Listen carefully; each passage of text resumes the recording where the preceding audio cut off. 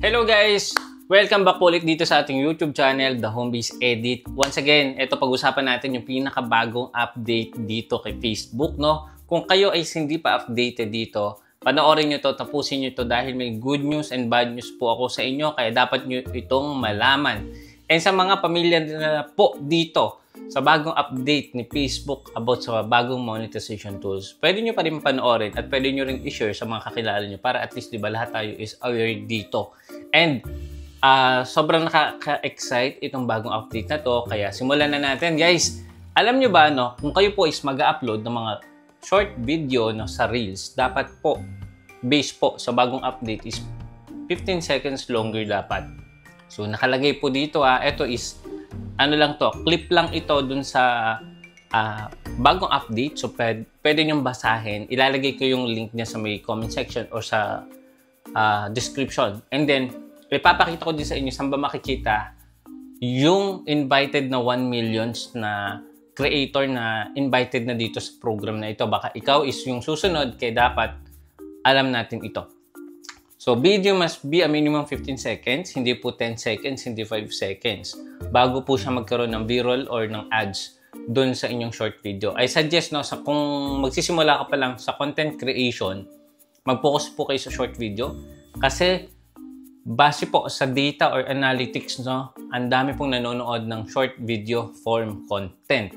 Kaya ito po yung pagtuunan nyo muna ng pansin, lalong-lalo na kung bago pa lang kayo. Pero, kung kayo is matagal na creator, no, siyempre dapat mag-upload pa rin kayo sa long form video or sa in-stream ads. Sabayan nyo po ng Reels. Ganun pa din siya. And then guys, ito yung example din sa best practices ni Facebook na dapat nyo ding malaman. So ito yung sinunod ko. Ito is pwede nyo ring implement. Pwede nyo rin itong gawing guide kung kayo po is mag-upload ng mga bagong content o short video. Makikita nyo din po ito kung kayo is mag-upload ng mga short form video. Sabi ni Facebook, no, kung tayo is gagawa, dapat shareable yung content natin. Pwede rin natin i-share sa ating stories kasi hindi naman po lahat ng followers natin is active during the time nung nag-upload tayo. Kaya, pwede nyo i-share sa stories kasi 24 hours yun. Ibig sabihin, kung later on na lang mapapanood yung video mo, is magno-notify naman yun sa kanilang stories. So, kung sila is, di ba, kahit walang data, nakikita yung story. So, pwede na yung mapanood. Then, make it sure, no, na mag-join kayo sa mga related content dito sa groups kay Facebook. For example, tayo is nag-guide tayo sa mga newbie dito kay Facebook. So, nagjo-join ako sa mga groups about monetization, Facebook Reels, content monetizations, new updates, meta. Nag-share ako dito pa isa-isa per day sa mga groups na ito. Imagine, yung groups na yun is meron siyang 100,000 groups or members. And imagine, no, kung makukuha mo yung 1% ng groups na yun at magiging followers mo siya. So, eventually, manonood sila na manonood ng mga uploaded video mo. So, win-win scenario po yun. Magpo-provide tayo ng value dun sa groups. At the same time, in return, magkakaroon tayo ng followers, engagements, likes, comment, and reactions. At the end of the day, kung na-monetize na, pwede tayong maka-earn ng revenue. So, mag-share po kayo sa groups. Pangatlo, lagyan nyo ng captions. Yung caption, dapat maging maingat din tayo sa paglalagay ng title or ng caption sa mga short video natin. Kasi, once na-detect ni Facebook na ito is labag sa community standard, partner or content monetization policy, posibleng hindi siya i-recommend sa wider audience or ang pinaka-worst case scenario is magkaroon siya ng violation. So, make it sure na yung mga word na gagamitin natin is comply sa community standard. Compelling title, yun po yung pag-aralan nyo. Okay, mas short or shorter title, mas engaging, compelling. Mas okay yun. And then, pang-apat, lagyan nyo po ng hashtag. For example, yung content natin about Facebook new update. So, lagyan natin ng monetization update on Facebook. Yung mga powerful hashtag. So, gamitin nyo po yan. If ever po, sample ako isang newbie sa content creation, is magre-research ako or maghahanap ako ng mga video related sa monetization. So, posible na mag-appear yung video nyo kung meron pong hashtag na related doon sa content. Okay, number 4 yon. And then number 5, lagyan nyo siya ng edit with at least one creative tools such as adding stickers, text, or effects dun sa mismong video. I highly suggest kung kayo is mag-edit po ng video, gamitin nyo po yung CapCut. Meron silang auto-generated caption. Alam nyo ba yun yung subtitle dun sa video natin? Yan po is very engaging yan, very powerful yan. Kasi yung iba mga viewers natin is hindi talaga sila nagla-loudspeaker. Gumagamit sila ng captions or ng subtitle dun sa mga pinapanood nila. Kahit hindi nila nadidinig, at least nababasa nila yung sinasabi o yung pinoportray mo dun sa video. So, okay yun. Gumamit kayo ng mga auto-generated captions. And number 6, syempre, kung gagawa kayo ng video, dapat hindi siya muted. Dapat po clear yung audio. Gumamit kayo ng mga noise cancellation microphone na available sa market. Alam niyo naman yan, no? Ito katulad ng gamit ko ngayon. Kung makikita nyo, ito siya. So, yung gamit ko yan is Lark M2. Actually, kung gusto nyong gamitin to, I highly suggest ito yung pag-ipunan nyo. I highly recommended itong Holyland Lark M2. Sobrang ganda na ito kasi ito, ang liit lang ng microphone. Pero, ang swabe lang nung nung noise cancellation features niya. And sobrang tagal malobot. Actually, di ko pa to charge. But anyway, so may-way lang ako. Ito yung pinaka-highlights natin. So, best tool na masasuggest ko talaga, guys. Keep your reels between 15 and 90 seconds. So, yun nga. So, yung una pa lang introduction natin, bagong update, hindi po dapat bumaba ng 15 seconds yung mga short video natin kasi walang ads na mag-a-appear. Sa iba, meron pa rin nag-a-appear, pero i-check nyo kung kumikita ba siya. Okay? And then yung pinaka-last part, dapat malinaw yung video natin.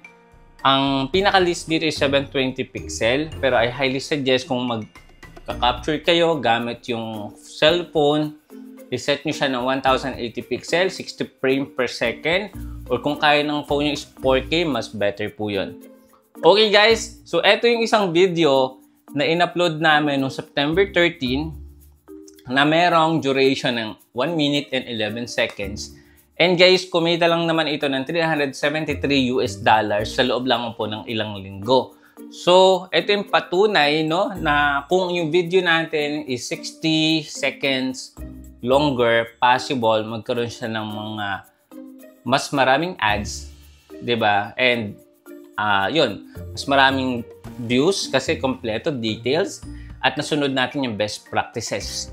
Okay, so nandito na tayo sa pinaka-updated part na to. And then, ito naman yung good news, no? Punta lang tayo dito sa ating Facebook. So, papakita ko sa inyo, guys. Pumunta kayo dito sa creator support. And then, punta tayo sa monetization. Dito natin makikita yung updated, yung notice o yung pinaka-notification natin. Kung hindi nyo makita yung link dyan sa may description or sa comment section, kahit nilagay ko na dyan. So, ito yung guide para mismo kayo yung mag-check sa inyong phone. Punta kayo sa monetization, then program eligibility. Then, i-click nyo dito yung in-stream ads. Then, eto guys, yung isa sa bad news, pero good news pa din ito para sa akin. As of October 4, itong sinasabi ko sa inyo, no, we will no longer be accepting application for in-stream ads on Facebook because we are building simplified creator monetization experience. Sa lahat po ng nagtataka kung bakit hindi sila na-approve upon applications nila sa in-stream ads, ito na po yung kasagutan dyan. Dahil nga po, hindi na sila nag-accept ng bagong application sa in-stream ads kasi nga, may bago na yung content monetization beta. So, paano yung makikita? We're sending invitation to join Facebook content monetization beta and we'll continue to do so in the following months. While the beta will remain invite only until 2025, you can express interest in this form. So ngayon pa lang po, ito yung good news, may pagkakataon pa tayong maging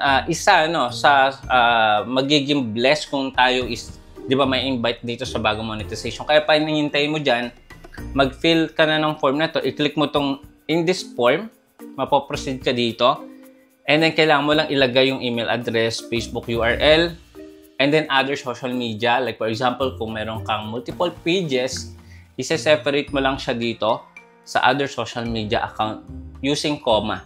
And then, click send after. So, ito pa yung isang good news. Punta kayo dito sa may baba. Makikita nyo dito yung stream ads. And pwede nyo din itong basahin, ano? Ayan. So, yung mga best practices. And then, dito sa may last part, introducing Facebook content monetization. I-click nyo po iyan. Ayan. So, sabi dito ni Facebook, ito yung example kung paano ba tayo mano-notify kung tayo is eligible na. So, panoorin nyo lang itong clip na ito. Ayan. Accept nyo lang yung terms sa content monetization. Meron ng mga na-invite dito, no? Pero I suggest, basahin nyo pa rin para at least familiar din kayo kung kayo is, malay natin, di ba, after this video is ma-invite kayo kaagad. So, alam nyo na yung gagawin nyo. So, napakasimple lang. Mag-ready pa rin kayo ng inyong TIN number, bank account na nag-accept ng international payout or payment using remittance or invoices ni Meta. So, ganun lang guys.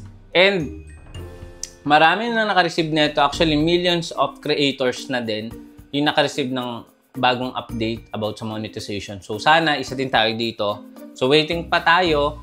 And yun lang muna for today, no? Kung medyo humaba yung video natin, pagpasensya na nyo. But again, sana nalinawan kayo about dito sa bagong program sa monetization ni Facebook. At kung nagustuhan mo to guys, please don't forget to subscribe. Click the bell icon para pag may mga updated video tayo katulad nito, manonotify po kayo kagad. See you again sa next video. Bye-bye!